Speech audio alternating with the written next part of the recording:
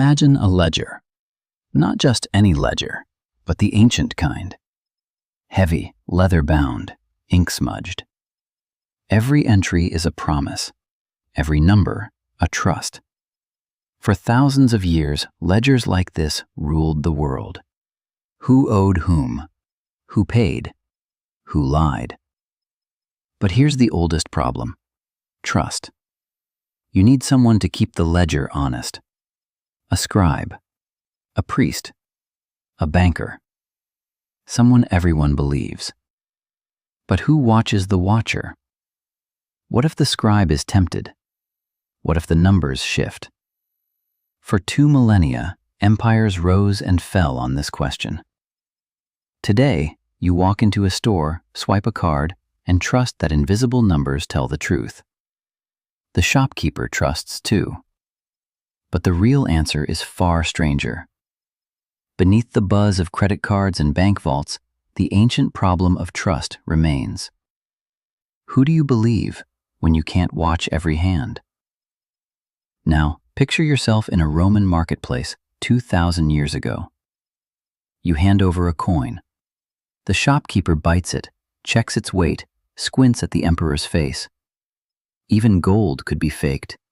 Even the purest silver could be shaved. Every trade, a small leap of faith. Centuries go by. Ledgers grow. Banks appear. People invent signatures, seals, watermarks, and secret codes. But every system needs a trusted gatekeeper. Someone with the keys. Someone who could, if they wished, unlock all the doors. It's called the Byzantine generals problem. In 1982, computer scientist Leslie Lamport gave it a name. Imagine generals surrounding a city, needing to agree when to attack. But traitors might lie. Messages might be forged. Nobody knows who to trust. How do you reach consensus if anyone could be the liar? This isn't just old history or abstract math.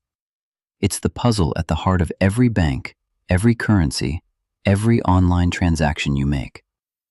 Who keeps the ledger, and how do you stop them from cheating? For centuries, people patched the problem with layers of trust. Institutions, regulations, audits, locks on locks. Then, in 2008, a person, maybe one, maybe many, writing as Satoshi Nakamoto, offered a new solution. Bitcoin. Peer-to-peer digital cash. But forget the buzzwords. At its heart, Bitcoin is an answer to a 2,000-year-old problem. How do you keep a ledger honest without trusting any single scribe? Here's how your brain wants to picture it. The ledger is everywhere and nowhere. Every participant keeps a full copy. When someone makes a change, everyone checks the math. Did the sender really own the coins? Did they try to spend them twice? If the answer is yes, the change is accepted. If not, it's ignored. But what about liars? What about bad actors? Bitcoin uses a trick called proof of work. This idea was first explored by Cynthia Dwork and Moni Naor in 1993. To add a new entry, you must burn real energy, solving a puzzle that everyone can verify, but no one can fake. Cheating becomes expensive. Honesty is cheap. Now, the ledger is protected not by trust, but by math, by economic incentives, by global cooperation. No single gatekeeper, no scribe to bribe, just transparent rules enforced by code. Think about how strange this is. For thousands of years, people assumed trust was the price of doing business. When you deposit money in a bank, you trust the bank. When you buy stock, you trust the exchange.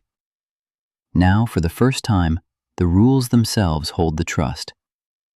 Of course, Bitcoin isn't perfect. Energy use is real. Mistakes can be permanent. The system can be slow, and values can swing wildly. But the core idea, removing the trusted gatekeeper, has already changed the way people think about money. Researchers like Arvind Narayanan at Princeton have mapped Bitcoin's impact. They found that, for the first time, money and trust can be separated. You can have value without a vault. You can have consensus without a king. And the impact is spreading. Other projects have borrowed Bitcoin's blueprint, tweaking it, testing new ideas. Some fail, some succeed. But the ancient problem, who keeps the ledger, is now open, global, and evolving. So next time you hear about Bitcoin, ignore the hype. Look past the headlines, the price swings, the arguments. Think about the old ledger, dusty and dog-eared. Think about the scribe and the silent question. Who do you trust? You never notice that Bitcoin solves a 2,000-year-old problem. But your world is already shifting, ledger by ledger, trust by trust.